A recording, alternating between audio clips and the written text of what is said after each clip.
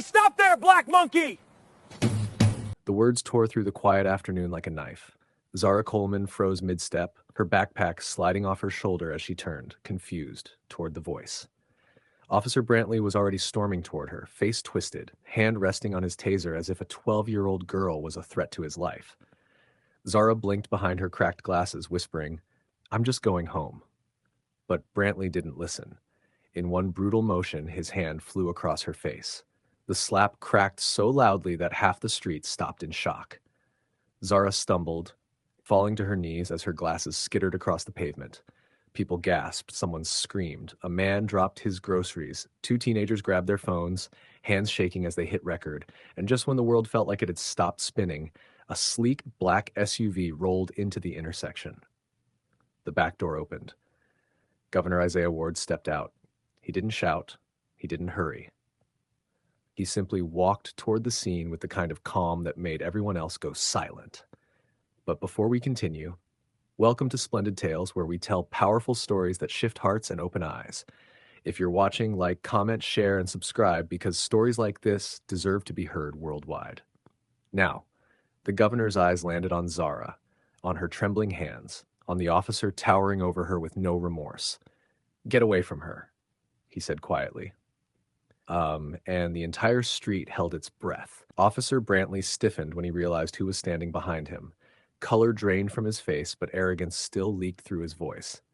"Governor Ward, sir, this girl matches the description of a..." "Enough."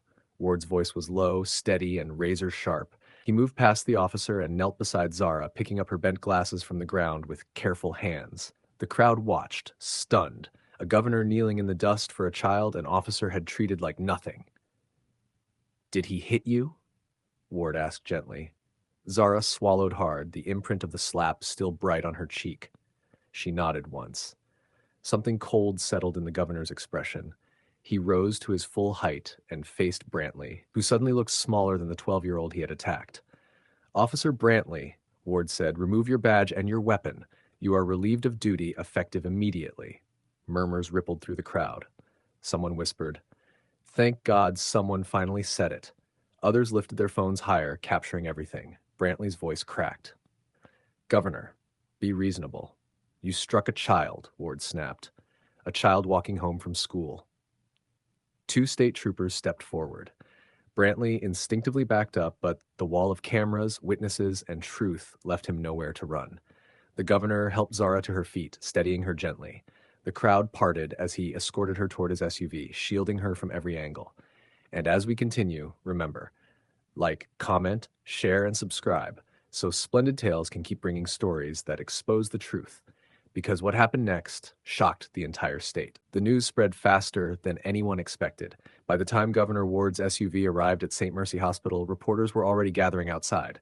Zara's mother, Dr. Amina Coleman, burst through the doors the moment she heard the commotion.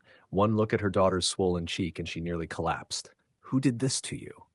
she whispered, trembling. Zara couldn't speak. She simply pointed at the governor. But instead of fear, Amina saw something unexpected in his eyes. Rage held together by duty. "I promise you," he said softly, "this will not be brushed aside." Inside the hospital, nurses moved quickly around Zara as the governor paced, speaking quietly into his phone. Every word was controlled, careful, lethal. By evening, the video of the slap had gone viral. News anchors were outraged. Commentators cried. Parents across the nation posted pictures of their children with the caption, "This could have been mine." And while the world reacted, Brantley was arrested. But the shock came when the governor stepped out to the press conference waiting outside the hospital. Cameras clicked like thunder, lights flashed, reporters shouted his name. Ward lifted a hand. Behind him, Zara stood with a small bandage on her cheek, her mother's hand wrapped protectively around hers. "This," Governor Ward began, "is the child whose courage exposed an injustice too long ignored. Today, I am calling for emergency legislation to protect minors from excessive force. Enough is enough." The crowd roared.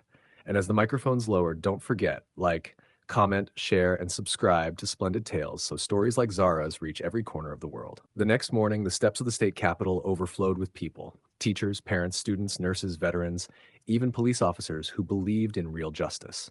They came not for politics, but for Zara. Inside the building, Governor Ward reviewed the final draft of a new bill. His jaw tightened, his pen hovered. Then, with one decisive stroke, he signed it. The Ward Act, a law requiring independent oversight whenever force is used against minors, was now official. As he stepped out to the podium, the entire crowd fell silent. Zara stood beside him, her posture small but her presence powerful. Her new glasses reflected the sunlight, giving her an almost unshakable glow. Her mother stood proudly behind her, eyes filled with the mix of fear, anger, and relief only a parent truly understands. This law, Ward announced, resting a steady hand on Zara's shoulder, exists because a child dared to simply walk home and was treated like a threat. No child should fear the people sworn to protect them. Reporters erupted with questions, but the moment that touched the entire world came when Zara leaned toward the microphone and whispered, "Thank you for believing me." Silence. Then applause that felt like a wave rolling down the Capitol steps. Across the country, millions watched the moment live, a reminder that justice can begin with a single voice. And before this story closes, remember, like, comment, share, and subscribe so Splendid Tales can keep bringing real stories, hard truths, and unforgettable lessons to your screen. Share this story with your loved ones. Tell us where you're watching from. We love seeing how far our stories travel.